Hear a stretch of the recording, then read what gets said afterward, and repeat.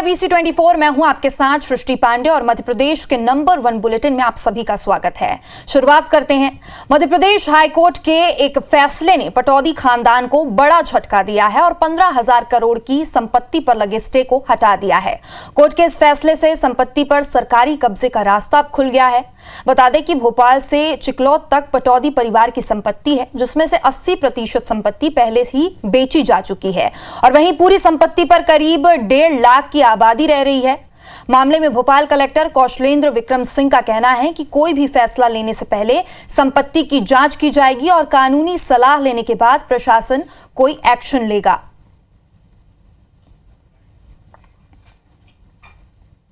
जो शत्रु संपत्ति होती है वो तो सरकार की ही होती है और उसके अलावा जो है जो लोग छोड़ के चले गए थे। बट ये जो केस है पर्टिकुलर, इसको एग्जामिन करना पड़ेगा कि क्या मामला है और क्या कोर्ट का आदेश आया, और after examining the fact we will decide according to the law.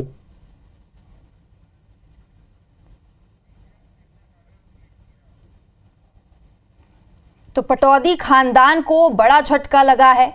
15,000 crore की संपत्ति से हाईकोर्ट ने स्टे हटा दिया है। फैसले के बाद संपत्ति पर सरकारी कब्जे का रास्ता खुल गया है।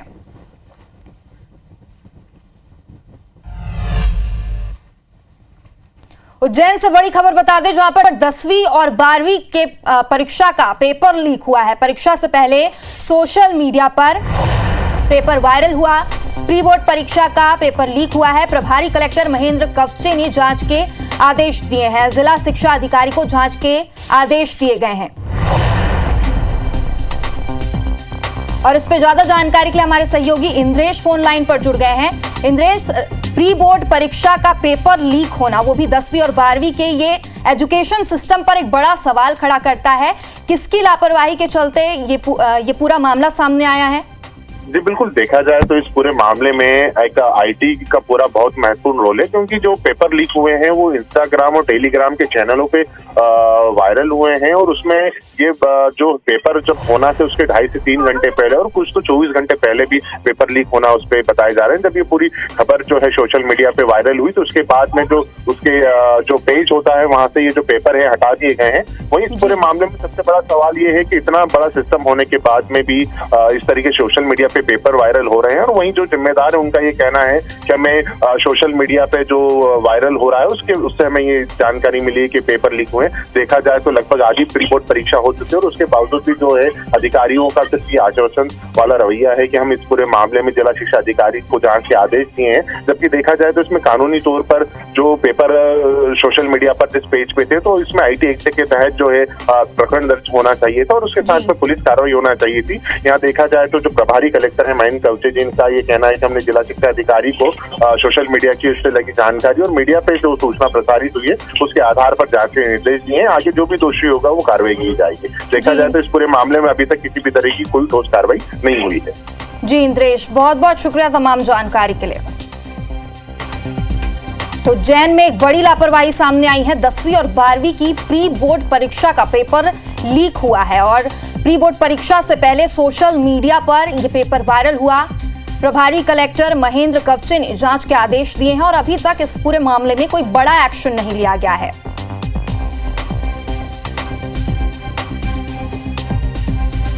तो उज्जैन से एक बड़ी खबर सामने आई, जहां पर 10वीं और 12वीं प्री बोर्ड परीक्षा का पेपर लीक हुआ है और साफ तौर पर एजुकेशन सिस्टम पर यह बड़ा सवाल खड़ा करता है। परीक्षा से पहले सोशल मीडिया पर पेपर वायरल हुआ। प्री बोर्ड परीक्षा का पेपर लीक हुआ। प्रभारी कलेक्टर महेंद्र कवचे ने जांच के आदेश दिए हैं।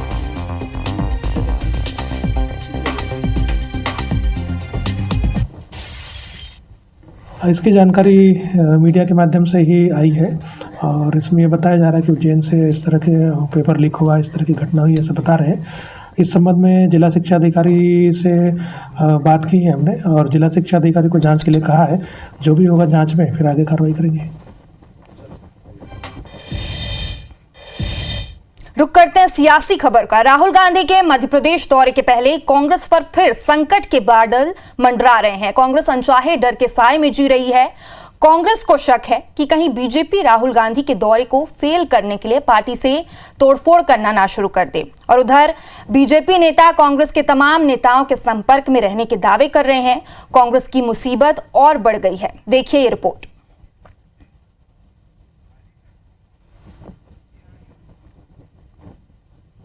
कांग्रेस को खौफ, नेता ना हो जाए ड्रॉप। बीजेपी ने की तैयारी, अब किस नेता की बारी? बीजेपी राहुल गांधी को बड़ा सरप्राइज देने की तैयारी में है। बड़वानी में कांग्रेस नेताओं को बीजेपी में शामिल कर पार्टी ने कांग्रेस को इशारा भी दे दिया है। दरअसल राहुल गांधी 27 जनवरी को एमपी आ रहे हैं। कांग्रेस की तरफ से यह माहौल बनाया जा रहा है कि संविधान की हत्या बीजेपी कर रही है। जाहिर है कांग्रेस के इस एजेंडे की हवा निकालने के लिए बीजेपी बड़ी तैयारी में है।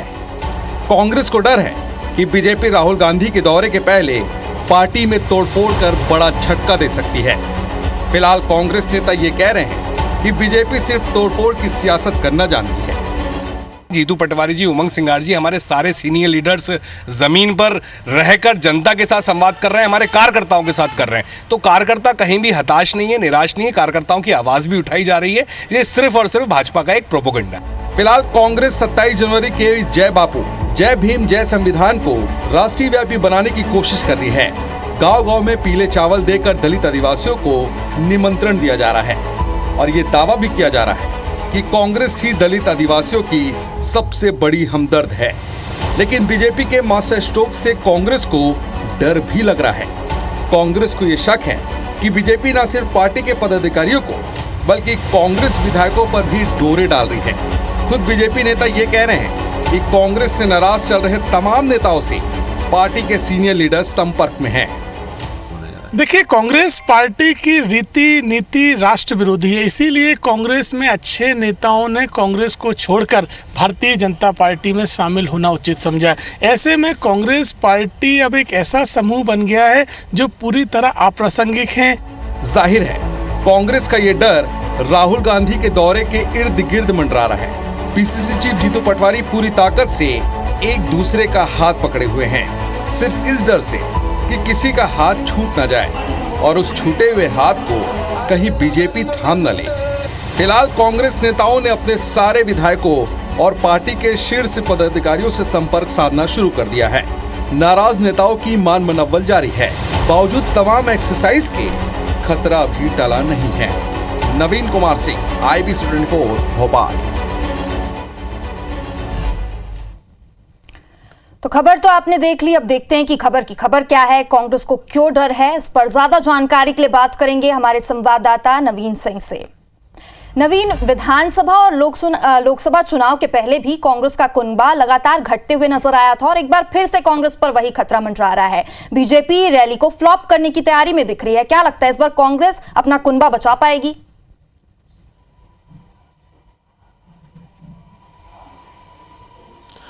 देखिए, बिल्कुल कांग्रेस में तोड़फोड़ के सिलसिले की शुरुआत साल 2020 में हो गई थी, जब ज्योतिरादित्य सिंधिया की लीडरशिप में तमाम कांग्रेस के विधायक कांग्रेस पार्टी की सरकार को गिराकर सीधे बीजेपी में चले गए थे और उसके बाद से लगातार ये सिलसिला बना हुआ है। अभी लोकसभा चुनाव तक लगभग 20 से 25 हजार कांग्रेस के कार्यकर्ता, नेता, पदाधिकारी बीजेपी ज्वाइन कर चुके हैं और हाल में ही बड़वानी में 50 से ज़्यादा कांग्रेस के कार्यकर्ताओं ने बीजेपी ज्वाइन की है। ये तब हुआ है जब राहुल गांधी मध्य प्रदेश की धरती पर आने वाले हैं। 27 तारीख को कांग्रेस शक्ति प्रदर्शन की तैयारी में है। राहुल गांधी के सभा के जरिए, सम्मेलन के जरिए कांग्रेस मध्य प्रदेश में ये मैसेज देना चाहती है कि कांग्रेस टूटी नहीं है, कांग्रेस एक है और कांग्रेस एक साथ तमाम लोगों के साथ काम कर रही है। लेकिन जिस तरीके से बड़वानी में कांग्रेस के तमाम कार्यकर्ताओं ने बीजेपी ज्वाइन की है, उसके बाद से ये डर कांग्रेस को सताने लगा है कि कहीं राहुल गांधी के दौरे के पहले बीजेपी बड़ा सरप्राइज ना दे दे, कुछ ऐसा सरप्राइज प्लान ना किया हो जिससे कांग्रेस को खतरा है। हालांकि बीजेपी के नेता साफ तौर पर तो ये नहीं कहते हैं, लेकिन ये जरूर बातचीत में कह रहे हैं कि कई सारे कांग्रेस के नेता उनके संपर्क में हैं जो राष्ट्रवादी विचारधारा से प्रभावित है और जो कांग्रेस में अब खुद को असहज महसूस कर रहा है, उसका बीजेपी में वेलकम है, बीजेपी में कभी भी शामिल हो सकता है और ऐसे लोगों से संपर्क बीजेपी के तमाम नेताओं का बना हुआ है, बड़े नेताओं का बना हुआ है। इस बीच में दो घटनाक्रम भी सामने आए हैं जिससे कांग्रेस को इस बात का डर सता रहा है कि बड़ा तोड़फोड़ हो सकती है। राहुल गांधी के दौरे के पहले कांग्रेस को डेंट लग सकता है, चूंकि दो कांग्रेस के विधायक हैं जिनकी नजदीकियां बीजेपी से फिलहाल बढ़ी हुई हैं। साहब सिंह गुर्जर हैं, ग्वालियर से कांग्रेस के विधायक हैं, उन्होंने दिल्ली में मोहन यादव से मुलाकात की। उसके बाद जैसे ही ये फोटो सामने आई उसके बाद ये अटकलें लगने लगी कि कहीं साहब सिंह गुर्जर का झुकाव भारतीय जनता पार्टी की तरफ तो नहीं है, कहीं बीजेपी की तरफ तो नहीं है। हालांकि बाद में ये उन्होंने कहा कि वो ऑफिशियल काम के सिलसिले में दिल्ली गए हुए थे, वहाँ मोहन यादव से उनकी मध्य प्रदेश भवन में मुलाकात हो गई और बड़ी सहजता के साथ उन्होंने मुलाकात की। हालांकि स्पष्टीकरण दिया उन्होंने। इसके कुछ ही दिन पहले हरदा से कांग्रेस के विधायक है डॉक्टर रामकिशोर दोगने, वो संघ के कार्यक्रम में नजर आए। उसके बाद भी उनकी तस्वीरें वायरल होने के बाद ये सुर्खियां बनी कि कहीं हरदा से कांग्रेस के विधायक रामकिशोर दोगने का मूड तो नहीं बदल गया है, कहीं वो बीजेपी की तरफ तो नहीं जा रहे हैं या उनका झुकाव बीजेपी के प्रति तो नहीं बढ़ गया। तो ऐसे ये दो मामले और फिर बड़वानी में 50 से 60 कांग्रेसियों का बीजेपी में ज्वाइन कर लेना इन अटकलों को ताकत दे रहा है और शायद यही वजह है कि कांग्रेस थोड़ी डरी हुई है। कांग्रेस को लग रहा है कि राहुल देखना होगा गांधी कि बीजेपी रैली को असफल करने में सफल होती है या फिर कांग्रेस इस बार अपना कुनबा बचा पाएगी। फिलहाल बहुत बहुत शुक्रिया हमारे साथ जुड़ने के लिए। आगे बढ़ते हैं। भारत रत्न बाबा साहब भीमराव अंबेडकर के सम्मान और अपमान को लेकर मध्य प्रदेश में जमकर सियासत हो रही है। गृह मंत्री अमित शाह पर बाबा साहब के अपमान का आरोप लगाकर कांग्रेस पार्टी महू में यात्रा निकालने वाली है। 27 जनवरी को इस यात्रा में राहुल गांधी भी शामिल होंगे, लेकिन बीजेपी के बड़े नेता और मध्य प्रदेश के मंत्री कैलाश विजयवर्गीय का कहना है कि राहुल गांधी और उनके पूर्वजों ने तो हमेशा बाबा साहब का अपमान किया है, उनको महू में आकर कान पकड़कर उठक बैठक करना चाहिए और माफी मांगनी चाहिए। और इस पर कांग्रेस ने भी पलटवार किया है।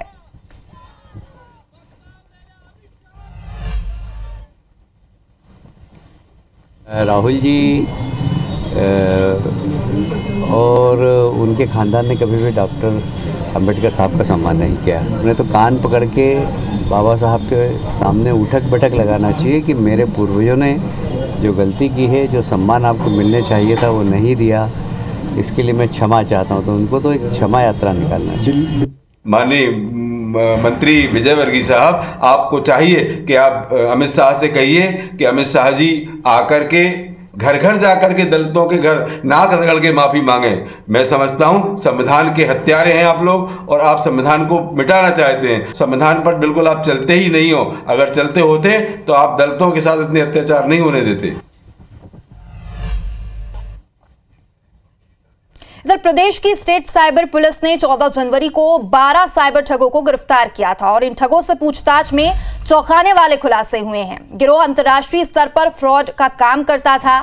स्टेट साइबर सेल की गिरफ्त में आए सतना के दो भाइयों ने सिर्फ 2 साल में ही 3000 खाते खोलकर करोड़ों का ट्रांजैक्शन किया है। और सतना निवासी आरोपी अंजर हुसैन ने दिल्ली, गुड़गांव, उत्तर प्रदेश, रायपुर, हरियाणा, तमिलनाडु और पश्चिम बंगाल सहित देश के कई राज्यों में अपनी गैंग फैलाई हुई है। वहीं गुड़गांव में एटीएस की कस्टडी में जान गंवाने वाले हिमांशु का इसी गिरोह से ताल्लुक था। वो गिरोह के लिए म्यूल अकाउंट ऑपरेट करने का काम करता था और इस गैंग के एक्टिव मेंबर्स लोन दिलाने, सरकारी योजनाओं का लाभ दिलाने का झांसा देकर लोगों से दस्तावेज लिया करते थे और फिर अकाउंट एडिट कर इन दस्तावेजों के इस्तेमाल से फर्जी बैंक अकाउंट खोल लेते थे और उन्हीं खातों में साइबर ठगी की रकम पहुंचती थी। उसके बाद यूपीआई के इस्तेमाल से खातों से ठगी की रकम अरब देशों में ट्रांसफर की जाती थी। बैंक अधिकारी कर्मचारी इन खातों में करोड़ों रुपए आने के बाद भी पुलिस को सूचना नहीं देते थे। गैंग के सदस्य इसके एवज में बैंक कर्मचारी को कमीशन दिया करते थे। साइबर पुलिस आरोपियों के बयानों की जांच कर रही है और मामले को एटीएस ने टेरर फंडिंग से जोड़कर 1.5 साल पहले जांच शुरू की थी। एटीएस ने जांच में पाया कि साइबर फ्रॉड का मामला है। इसके बाद केस स्टेट साइबर सेल को ट्रांसफर किया गया।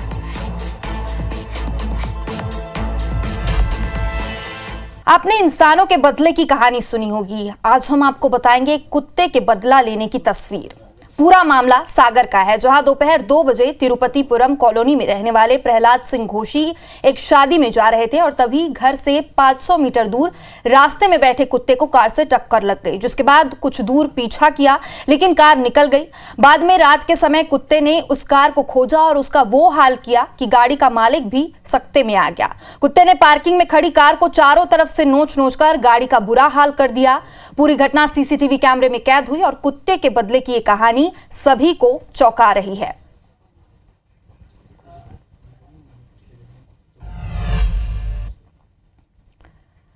इंदौर में एक पुलिस कांस्टेबल को रील बनाना महंगा पड़ गया। पुष्पा फिल्म में शेखावत की तरह दिखने वाले कांस्टेबल का जब वीडियो वायरल हुआ तो क्राइम ब्रांच ने आरक्षक को बुलाया। अब आरक्षक पर विभागीय जांच शुरू कर दी गई है और वहीं आरक्षक को अब ट्रैफिक भी संभालना होगा।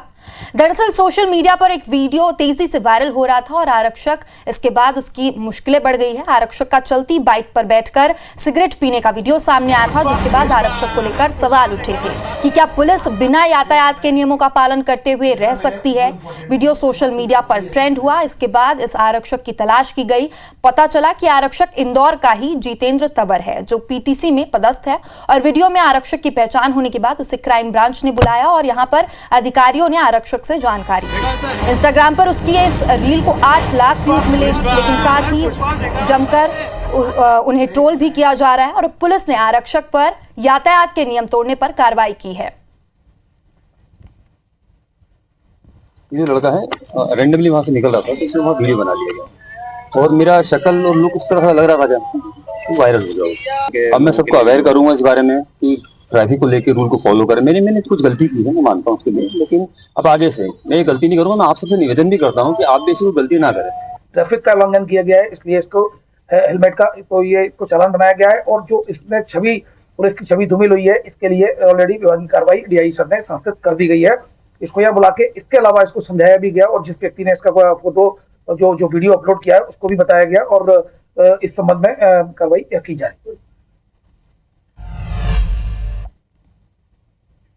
मुख्यमंत्री डॉक्टर मोहन यादव ने 24 जनवरी को खरगोन के महेश्वर में कैबिनेट बैठक बुलाई है। मंत्रिपरिषद की अगली बैठक मालवा की महारानी लोकमाता अहिल्या देवी को समर्पित की जाएगी और इस बार सरकार देवी अहिल्या माता के नाम पर पूरे साल अलग अलग कार्यक्रम भी आयोजित करेगी।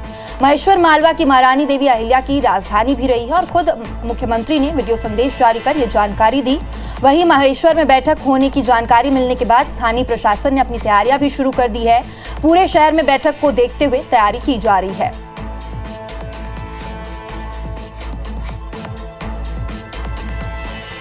से कई ऐतिहासिक संदर्भों में अहिल्या महारानी का अपना एक विशेष महत्व है। हमने उनकी 300वीं जयंती मनाने का जो निर्णय किया, पूरे वर्ष अलग अलग कार्यक्रम कर रहे हैं। इस वर्ष की कैबिनेट 24 जनवरी की अहिल्या माता के नाम पर उनकी 300वीं जयंती के अवसर पर महेश्वर में हम करने जा रहे हैं। उनके नाम पर होने वाली कैबिनेट में कई नई प्रकार की योजना भी लेकर आ रहे हैं। मुख्यमंत्री महोदय जो है और माननीय मंत्रीगण 24 तारीख को महेश्वर में मां अहिल्या देवी की नगरी में एक विशेष कैबिनेट के लिए जो है यहाँ आने का उनका प्रोग्राम है।